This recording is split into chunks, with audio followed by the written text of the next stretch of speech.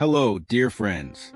Have you ever wondered who will truly stand by your side when you step into your 60s and beyond? When you're younger, the answer seems obvious. Your family, your closest friends, the people who've been with you through the years. But as you reach 60 and beyond, life starts to shift. People get busy, priorities change, and sometimes you realize the support system you always counted on might not be as reliable as you thought. I'm so glad to chat with you today. Those of you who are 60 or older, or who have loved ones in this stage of life.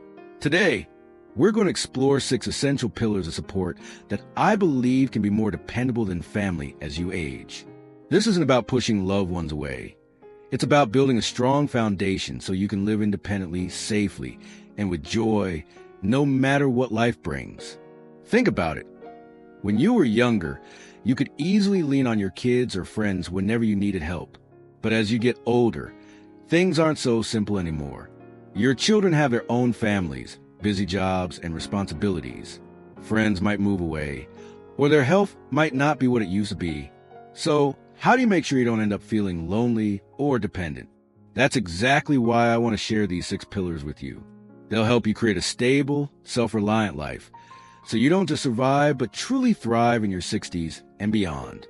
Stick with me until the end of this video, because I believe these insights might change the way you think about support in this chapter of your life.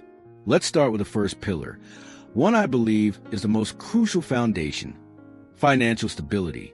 You might think money can't buy happiness, and that's true, but let me tell you, money can buy security, freedom, and peace of mind, things that become incredibly precious as you step into your 60s. When you were younger, you might have thought that if you hit financial trouble, your family would step in to help. But reality isn't always that simple. I think of Richard, a 72-year-old man who always believed his kids would support him if he ever got into trouble. He had helped them so much, paying for college, lending them money when they needed it, always being there when they called. But then an unexpected medical issue drained his savings. He turned to his kids for help, only to realize they were struggling with their own mortgages, bills, and costs of raising their children. It wasn't that they didn't love him. It's just that their lives were full of pressures too. That's when I realized relying on family for financial support isn't a plan. It's a risk. Financial stability is one of the strongest pillars you can build. It's not about being rich. It's about being prepared. Do you have enough savings to handle unexpected expenses? Is your retirement income secure? If the answer is no, now's the time to act. Learn to budget wisely. Avoid unnecessary debt, and look for investments that offer long-term stability. I've seen so many people in their 60s change how they manage money, and they say the sense of financial control gives them a peace of mind nothing else can match. When you have financial stability, you don't have to worry about depending on anyone. That's true freedom. Speaking of freedom, I want to lead you to another pillar that's just as important, something no one, not even your family, can do for you: your physical health. After 60, your body can either be your greatest ally or your biggest obstacle. I get it. When you were younger, you might not have thought much about this. You ate what you wanted, didn't move much, and figured your health would always be there. But as you age, things change. Your family might love you, but they can't exercise for you, eat healthy for you, or stop the effects of aging for you. That responsibility is all yours. I think of Carl, a 68-year-old who was very active in his younger years. But after retiring, he started neglecting his health. He thought he had plenty of time to get back in shape, but before he knew it, his energy dropped, his mobility declined, and simple tasks like walking became hard. His kids visited when they could, but they couldn't be there every day. Eventually, Carl realized that if he wanted to stay independent, he had to take action right away. You don't need to train like an athlete, but small, consistent efforts make a big difference. Move your body every day, maybe a gentle walk, some gardening, or simple yoga. Eat foods that nourish you and don't skip your checkups.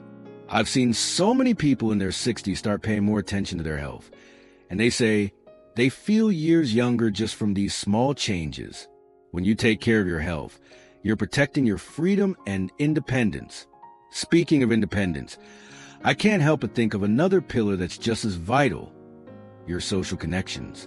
As you move past 60, you might notice life starting to change. People who were once so close, like friends or even family, might not be around as often as they used to be. Maybe friends have moved away, or some loved ones have passed on. Before you know it, your social circle has shrunk, and a sense of loneliness starts creeping in. I understand that feeling, because I've heard so many people in this age group share how they feel empty, especially when their kids are busy with work and their own families. But that's exactly why the third pillar, your social circle, is so important. You might think your family will always be there to keep you company, but the truth is, your kids have their own lives, and even though they love you, they can't be your only source of connection. Loneliness doesn't just affect your emotions. It impacts your health, your mental sharpness, and even your lifespan. I think of Margaret, a 73-year-old who used to rely entirely on her family for companionship. She had 2 sons who loved her dearly. But as they got busy with work and raising their kids, the daily visits became less frequent. Margaret felt lonely, waiting for phone calls that didn't always come. But then she decided to make a change. She reached out to old friends, joined a local community group, and even tried new hobbies, like a book club. Suddenly, her life was filled with conversations, laughter, and a sense of connection she no longer had to wait for from her family. Social relationships, whether with friends, neighbors, or people you meet through community activities, give you something priceless, a sense of belonging. They're not just people to chat with. They lift your spirits and remind you that you're still valued. I encourage you to ask yourself, who brings joy into your life right now? If the answer isn't clear, start expanding your circle. Join a fitness group, a book club, or just chat with a neighbor. I've seen so many people in their 60s find new joy through these connections, and they say their lives feel so much richer. Speaking of joy, I want to lead you to another pillar, something I believe can completely change how you feel about life after 60, your sense of purpose. When you were younger, your life might have revolved around clear roles, being a parent, working, or caring for your family. But as you move past 60, many of those roles start to fade.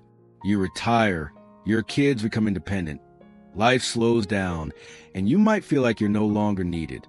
I understand that feeling, because so many people share how they feel empty, like their best days are behind them. But I want to tell you that your sense of purpose never disappears.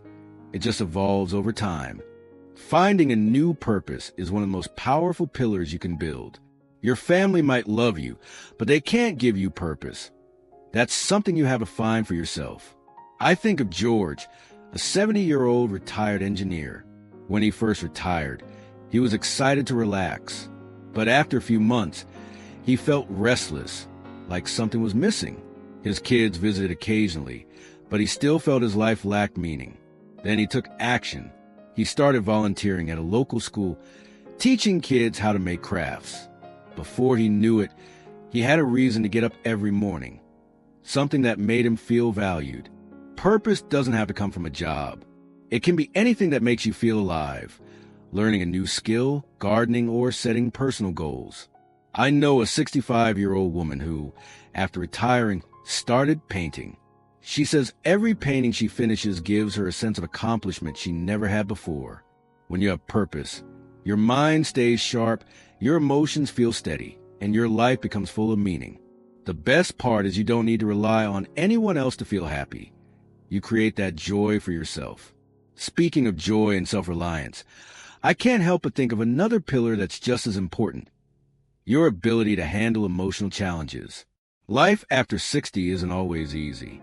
You might face losses, friends passing away, loved ones leaving, or your own health starting to change. Sometimes, life can feel lonelier than you expected. I understand that in those moments, you might want to lean on your family for comfort. You think your kids or relatives will always be there to lift your spirits. But the truth is, even though your family loves you, they have their own struggles. They might not always have the time or energy to be the emotional support you need. That's exactly why the fifth pillar, emotional resilience, is so vital. Your ability to adapt, process emotions, and find peace in tough times is the most reliable source of strength you can have. I think of Helen, a 75-year-old who lost her husband after 40 years of marriage. At first, she leaned on her kids for comfort, but she soon realized that while they cared, they had their own families and responsibilities. She couldn't expect them to fill the void in her heart. Instead of letting grief consume her, she focused on building emotional resilience. She joined a support group, started journaling, and practiced daily gratitude. Over time, she discovered something amazing. She didn't need someone to fix her sadness. She had the strength to heal herself. Emotional resilience isn't about suppressing emotions or pretending to be strong. It's about acknowledging pain, processing it in a healthy way, and finding ways to move forward. You might try journaling, meditating, or reflecting on things you're grateful for. I've tried writing down 3 things I'm grateful for each day, and it really helps me see life more positively, even on tough days. When you build emotional resilience, you rely less on others to feel whole. You become your own greatest source of support, and that's a truly powerful feeling.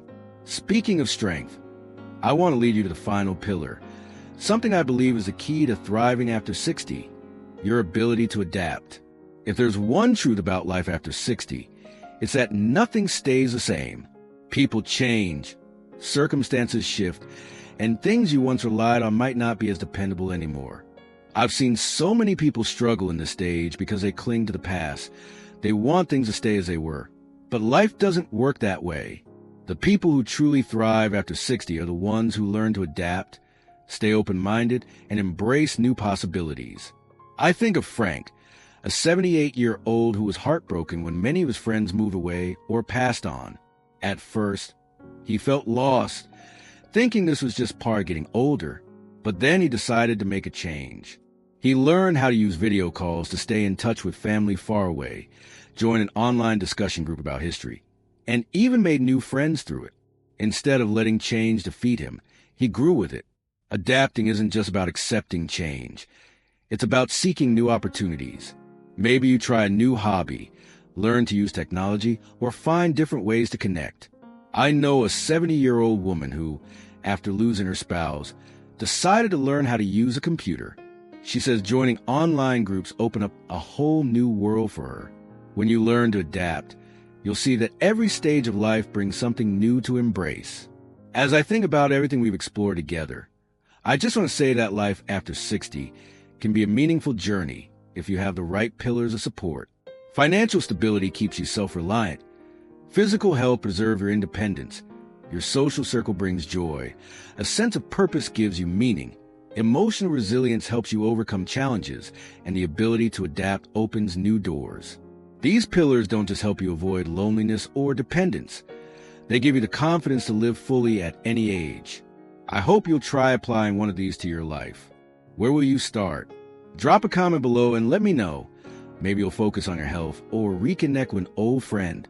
Reading your thoughts is such a joy for me, and it helps us keep moving forward together. If you found this video helpful, please hit like, subscribe, and share it with someone you care about, because everyone deserves to live healthy and happy. Thank you for being here with me today, and I can't wait to see you in the next video. Wishing you a life full of joy and health.